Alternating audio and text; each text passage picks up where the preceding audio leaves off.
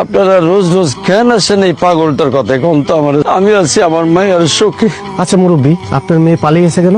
আসলে হয়েছে কি, এই হতচ্ছাড়ার কারণে পালাইছে। অনেক বিয়ে করে ভুল করছিল আমার মায়া, এটা সে বুঝতে পারছে, এই জন্য পালাই গেছে। স্যার আপনি কি করতেছেন স্যার? ওনার কথা স্যার বিশ্বাস করেন না। ওনাদের কথা বিশ্বাস না করলে তোমার কথাও বিশ্বাস করা যাবে না। এটা রুটি দিবেন? টাকা নাই আমার কাছে। পরে দিন। স্যার, আচ্ছা, আর কত পাগলামি করবি? মইরা যাবি, তাও হার মানবি না। আর তোর বাপেও মইরা যাইব, হার মানবো না। ওই পাগলারে জীবনেও মাইনা নিব না। এটা তো তার সিদ্ধান্ত হইতে পারে না, সেটা তো আমার সিদ্ধান্ত। আমি তারে মাইনা নিছি এবং তারে মাইনায় আমি বিয়া করছি। কি মনে হইতেছে জানোস? তোর গলাটা চাই পাক ধরে মাইরা ফেলাই। আমার চাইলেও মারতে পারবা না।